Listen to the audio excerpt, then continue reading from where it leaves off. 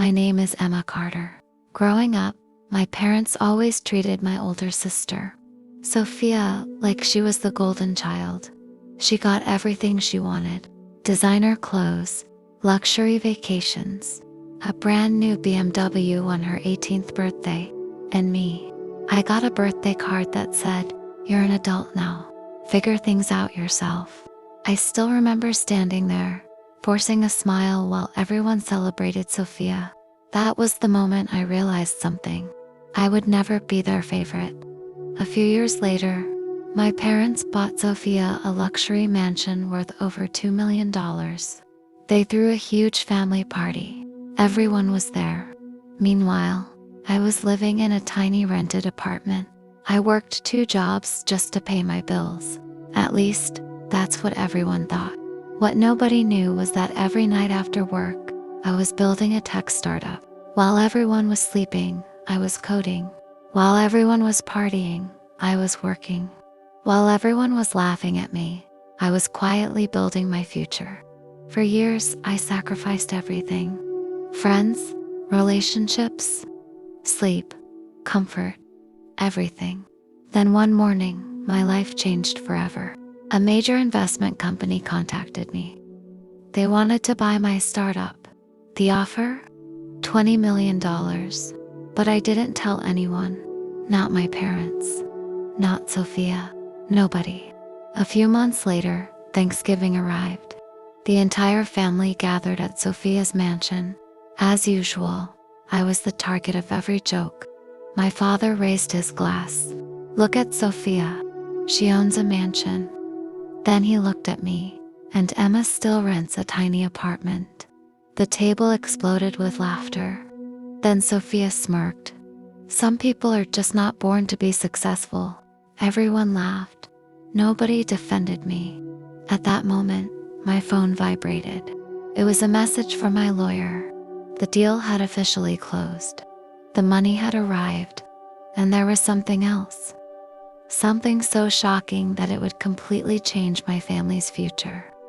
Months earlier, I had quietly invested in a financial institution, and now, through a private investment group, I had officially become the controlling owner of the bank that financed Sophia's mansion, the same bank my parents depended on. I slowly looked up from my phone. Then I smiled, because in just a few minutes, my entire family was about to learn who I really was. My father noticed my smile. "What are you smiling about?" he asked. The room became silent. I slowly placed my phone on the table. "The acquisition closed today." Sophia laughed. "What acquisition?" I looked directly at her. "The bank." Her smile disappeared. "What bank?" "The bank that owns your mansion." The room froze. Nobody said a word. My father stared at me. Then he laughed nervously. "That's impossible." I opened the email from my lawyer and turned the screen toward him. His face instantly turned pale. My mother grabbed the phone. Her hands started shaking. Sophia stood up. "This has to be fake." "It isn't." I calmly showed them the ownership documents. Everything was there. The signatures, the records, the proof. For the first time in my life, nobody was laughing. My father slowly sat down. "You bought the bank?" "Yes." Sophia looked completely shocked. "But how?" I smiled. "The same way I built everything else, without your help." The room remained silent. Then my uncle spoke. "Wait, if Emma owns the bank?" Everyone suddenly realized what it meant. The mansion, the loans, the business accounts, everything depended on the institution I now controlled. My father looked terrified. My mother started crying. "Emma, we're family." I looked at her. "Really? Where was my family when I was sleeping in my car?" Nobody answered. "Where was my family when I worked 2 jobs just to survive?"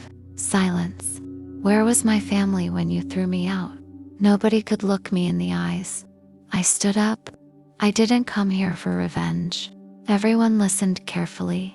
"I came here to see whether any of you cared about me before you knew I was successful." I picked up my coat. My father rushed toward me. "Emma, wait." I stopped. For the first time in my life, he looked afraid. Not because he loved me, because he finally understood my value. I looked him in the eyes and said, "You should have believed in me when I had nothing." Then I walked away. The golden child still had her mansion. My parents still had their regrets. But I finally had something they could never give me: freedom, respect, and a life I built entirely on my own.